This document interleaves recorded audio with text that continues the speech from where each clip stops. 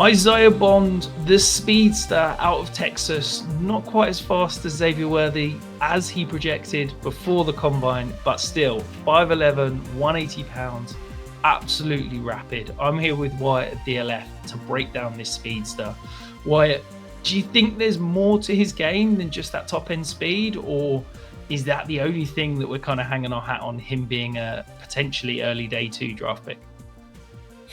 Bond and, just Texas wide receivers in general from this cycle and recent cycles, I think can be really tough to evaluate because of the situation there.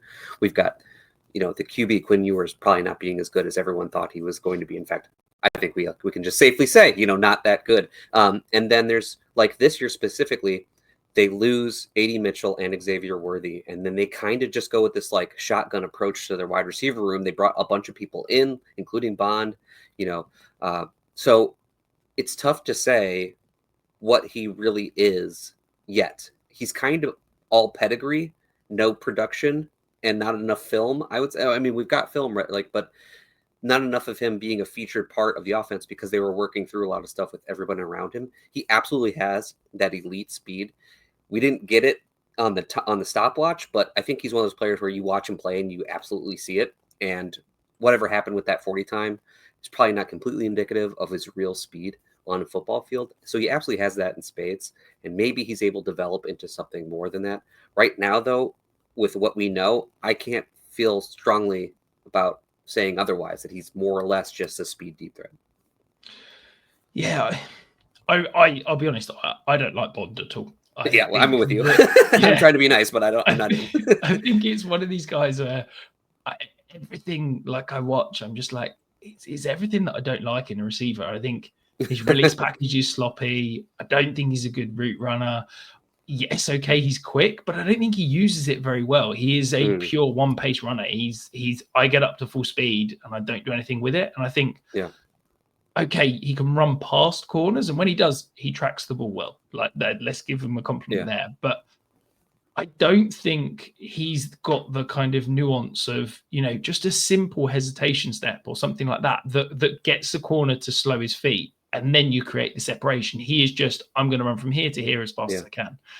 And when he goes across the middle, it's just poor. It's dangerous. I think, the dream with these big, quick receivers, you look at someone like Jameson Williams last year. I wasn't a big Jameson Williams guy, but what he did last year on those crossing routes was something that I didn't see from him in college, but he showed some elements of it in college. I didn't see that at all from Bond. And I'm really concerned that he's going to be the guy that we kind of get overdrafted just because of theoretical speed. As you said, he didn't quite test at the combine as I think he'd hoped. But before we dive in a little bit more deeper, we are closing in on 3,500 subscribers. Go ahead and hit that subscribe button. I guarantee you will not regret it. Looking at the numbers, I guess I'm always going to lean on my production model, which is production based, and Bond, as you can see here, never had over 670 receiving yards, never had over 50 receptions. Do you see a world where Bond could perhaps be kind of in that better in best ball type receiver? Or do you think he's just destined to be a competent NFL deep threat, but, the next in a long line of Jalen Hyatts and guys like that feel like they get drafted in the 3rd or 4th round and then never go on to enter a fantasy roster ever again? Yeah, it's always so easy to say, well, better in best ball, unlike these deep threat speed players, right? Because you expect, okay, he might not be good, but he could have some spike weeks. If there's anywhere where maybe it makes a little bit more sense to want Isaiah Bond, it would be in a best ball format, whether dynasty or, single season. Still, not really interested. And I think you need to remember with Isaiah Bond, when he gets day 2 draft capital, which he probably will, that he might mean more for an NFL franchise than he does for fantasy football because teams value speed. They need somebody to be able to take the top off the defense, even if they're mostly a decoy. You look at people like, Alec Pierce actually had a pretty good year last year. Justin Watson is a better example of this, where he is playing a ton of snaps, but they're just empty calories. He's just for the love of the game routes, where he's just running to clear out the defense. And it's possible that's who Isaiah Bond ends up being in the NFL because teams value that speed. I'm not saying that's what he will be, but I'm saying just because he gets good draft capital doesn't mean it's going to translate to fantasy success. I think that's an absolutely fantastic point, and we need to remember that that deep threat that forces the safety over the top is really valuable in the NFL.